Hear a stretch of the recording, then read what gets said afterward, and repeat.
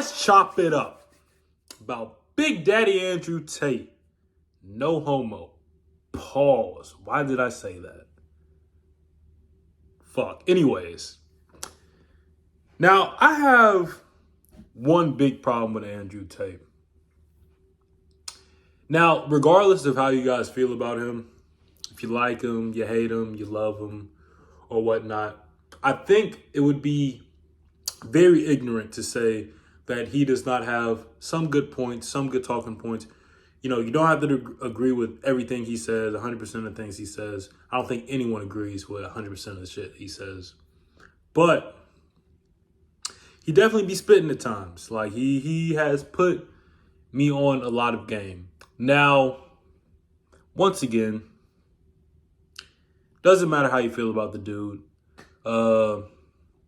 I'm neither in support or not supporting my guy.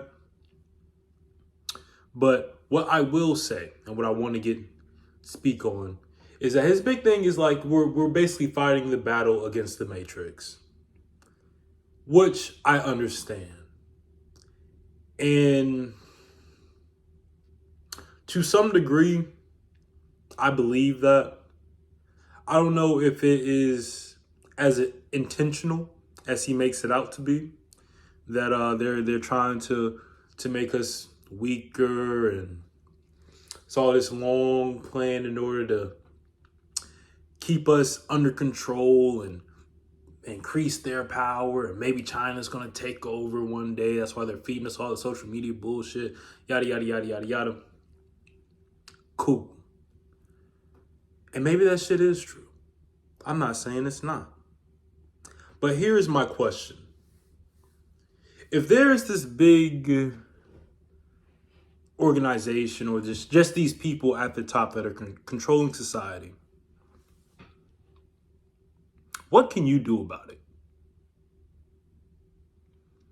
Like, to one degree, I understand,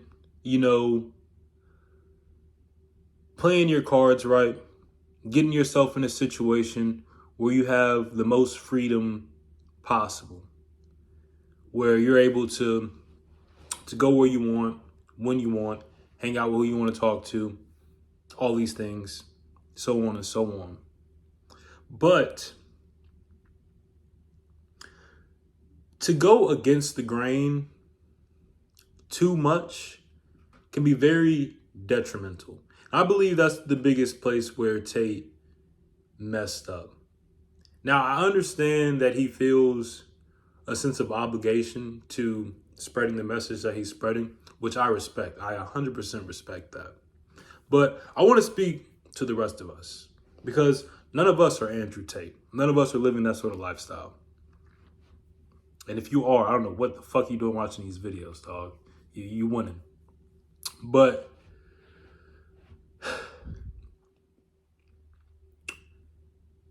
most of us aren't at that level. And most of us will never get to that level. And to see the sort of things that he's going through right now, regardless of if it's true or not, the fact is there probably never would have been a spotlight on him if he wasn't so outlandish and he wasn't so big and he didn't have such a huge influence, that he probably wouldn't have gotten into this sort of trouble. So with that being said, with him being a chess player, I want you guys to be a bit more selfish in terms of yourself and like the immediate people around you. Because if you're going to go up against the system, how exactly do you expect to come out on top?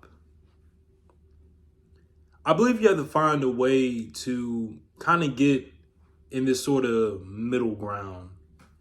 And shit, if we want to go down this kind of YouTube rabbit hole, because like I know there were some of like the red pill YouTubers that had eventually, got banned and stuff like that, because they're really pushing the envelope.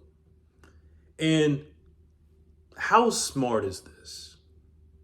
Like, are you analyzing the chessboard and making your best possible decision? And that's really what the whole premise of this video is about. Is that at some point you have to look at the chessboard and you have to make the best decision in order to keep the game going. Because if you push too hard, you come with a little, your plan is a little too outlandish. Your strategy is a bit crazy and it's risky, and you risk losing the game. Because you lose your king because you got a little bit too excited. And now the whole game is over. Whereas if you just were to maybe, instead of rushing in, you decided to retreat. Take a step back, reanalyze the field, see what you got going on, and maybe not be so aggressive in certain situations. Now, this is a very slippery slope because I know for myself, and I feel like most of you guys probably aim for freedom at its highest extent. But at the end of the day, we live in a world where that's not even possible. It's not possible to be completely free, like 100% free, even if you're the richest man on earth. You know, someone's got something on you, or they make something up to tarnish your name. So to some degree, you have to play the game, whatever the game is. Like like it makes me question, like, is it smart to stand out, to be the sore thumb? Is that the best course of action to take? Or maybe you should be more low key, more discreet, moving in silence. That's why, like, I've told you guys plenty of times, I don't necessarily want to be famous.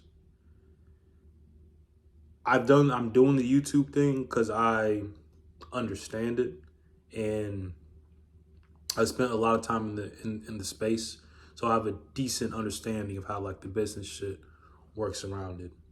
But I'm telling you that you're just inviting more risk into your life. It's just not moving that smart. So you have to ask yourself, like, what is the best play? And always think about that. What's going to put you in a better position in the long run? And sometimes it's going to mean you're going to have to go back and rethink your strategy. Because maybe that's not the best way to go about things. Especially if it's going to garner more and more enemies. Like, I don't think you should be scared of your enemies, but there's definitely no need in creating pointless enemies. Like, you need to be a likable individual. You need to move with purpose. Understand that if you make too many enemies, eventually you will fall. Because the numbers eventually build up. And if you got too many people against you, it's hard to play that game. Deuces.